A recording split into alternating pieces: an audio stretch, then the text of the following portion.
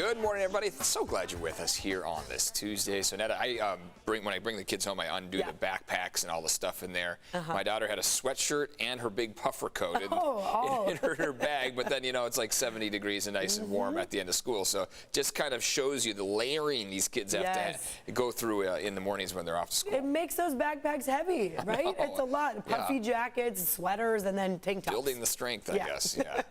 Yeah, but I mean, obviously the mornings have started off pretty chilly.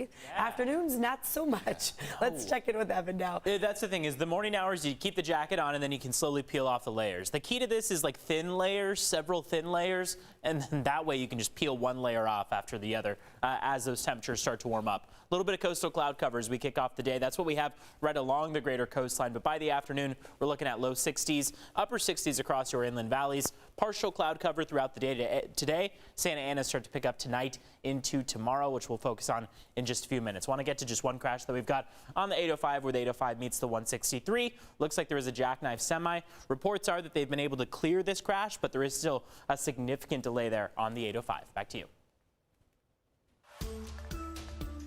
Evan, thank you so much. And this morning, San Diego Unified pushing to get the COVID vaccine on the list of required vaccinations in order for all kids to attend school. It's a controversial new bill which will sidestep full FDA authorization, and it's up for debate now in Sacramento. CBS 8's Dana Marie McNichol live outside district headquarters in University Heights now with what families need to know about this. Good morning.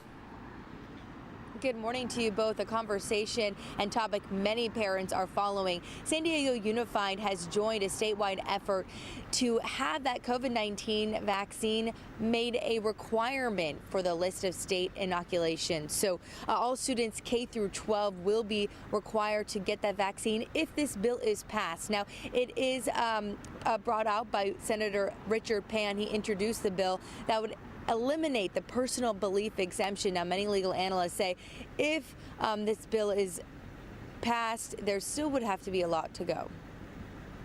The courts are reaching inconsistent conclusions, and that's one of the reasons that eventually something like this will be headed to the Supreme Court. Now, the bill is called Keep the Schools Open and Safe Act. It would require all K through 12 students in California to receive the COVID vaccine regardless of FDA approval and would not allow for any personal belief exemptions. Last year, Governor Newsom did sign an executive order mandating the COVID-19 vaccine for both public and private school students, but it does allow for personal belief exemptions and has limitations since the vaccine isn't FDA approved for certain ages. Now, this bill would get rid of some things that districts are calling loopholes. Several districts have attempted to implement their own mandates, but there have been legal challenges. So take San Diego Unified, for example. Its vaccine mandate is now put on hold after the parent-led group Let Them Breathe took the district to court, filed a lawsuit, and a judge actually ruled in their favor. Now, in order to pass this bill, it has to go through the Assembly as well as the Senate and then the governor's signature. So if passed, the bill would go into effect January 1st of 2023. Of course, that's a year away. A lot needs to happen in order for that bill to get passed. We'll continue to update you as this conversation, this topic, of course, is something that's on many parents' minds, even going into the next school year. Live in San Diego, Dana Marie McNichol. I'll send it back to you in the studio. Your safety is also at the center of a number of important issues going before county supervisors, ranging from fighting human trafficking to ghost guns. CBS 8's Chris Groh joining us live outside the county administration building. So a lot going to be discussed there today. Good morning, Chris. Hey, good morning, Eric and Netta. Surely a lot of things on the agenda today for the County Board of Supervisors, but we're looking at these two items dealing with the human trafficking and ghost guns, two really impactful issues in our county that a lot of people are concerned about. So let's start with human trafficking. The month of January is Human Trafficking Month, and what we're seeing being proposed today is an initiative by Vice Chair Nora Vargas, again, on the Board of Supervisors. And what this initiative is outlining is trying to strengthen the efforts that the county has to combat the crime of human trafficking. And according to a release put out by her office, this will, quote, enhance coordination of resources, work with our public safety partners, and will focus on ensuring services are provided to survivors and the families of survivors. And we're going to get more details later on this morning in a Zoom press conference. But to give you an idea about the issue here, in our area. The San Diego County DA's office says San Diego is ranked by the FBI as 13th in the nation for high-intensity prostitution areas, and anywhere from 3,000 to 8,000 survivors of human trafficking are in San Diego County each year. Now, let's jump to this other item here of ghost guns, something that we have surely been covering within the past year or so, especially within the city of San Diego, but now the county of San Diego taking similar action here. The supervisors will have their second and final reading of an approved and already voted on ghost gun ban ordinance and a gun safety storage bill. The ordinance bans the possession and sale of these custom gun parts used to build ghost guns. It also sets a higher standard for storing guns by requiring them to be stored in a locked container or disabled with a trigger lock. So again, remember, this is an issue that we have heard about specifically with the rise in violent crime here within the city of San Diego. So the county also doing their part after the city went ahead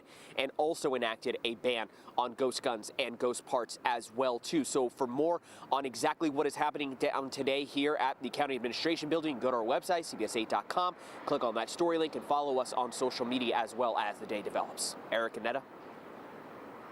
Chris Grow reporting live. Thanks, Chris. We are now hearing from loved ones of the beloved South Bay athlete killed in a car crash. Right now, there is a growing memorial set up for Micah Pietla Wiggs at the East Lakes Little League complex there. The star athlete made headlines when he led his East Lake baseball team to the 2013 Little League World Series.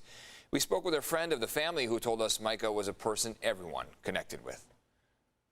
He was different than most because he had it figured out. He figured out life where he was good at everything, and he had that magnetic personality. You wish every kid was as confident in their own skin as he was, and I never saw a person that was more comfortable with life than Micah.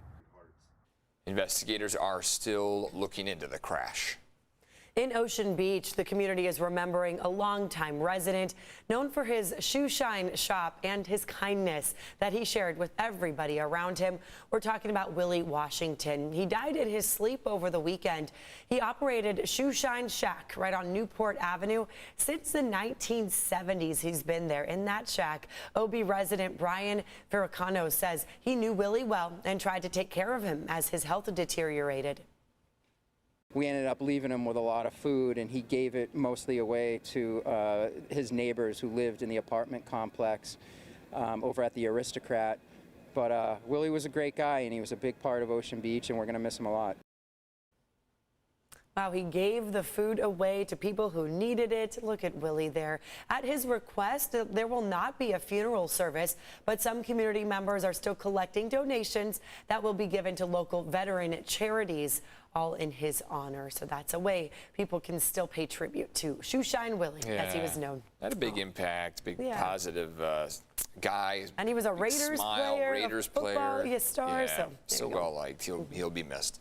Let's check in with Evan here today and see how the forecast shaped. Cool start to the morning. Oh yeah, folks. Very cool start to the day. I mean, we're starting to see those temperatures slowly warm up into the next. We'll probably see that happen in the next hour or so, but still ahead of the sunrise. Of course, we're still kind of contending with clouds out there and temperatures in the 40s in many cases. But here's where we'll go by the afternoon. We've got low 60s for the coastline, making it to maybe the mid 60s, 64 degrees if we're lucky. Otherwise, upper 60s across your inland valleys, under partly cloudy skies throughout it. Early morning hours are going to involve a lot more cloud cover than the afternoon. By the afternoon, we've actually got indications of plenty of sunshine and just a few high clouds to contend with. But again, those temperatures are chilly to start off the day and could remain a little bit cooler, of course, into the afternoon as well. Here's what we got outside right now.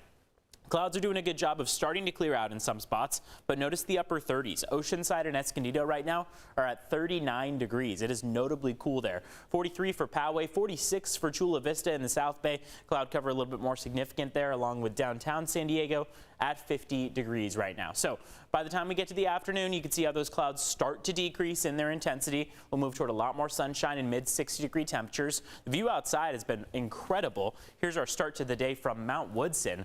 I mean, you got more of those pink and orange hues out there that you can snap photos of and send to us on the News 8 app.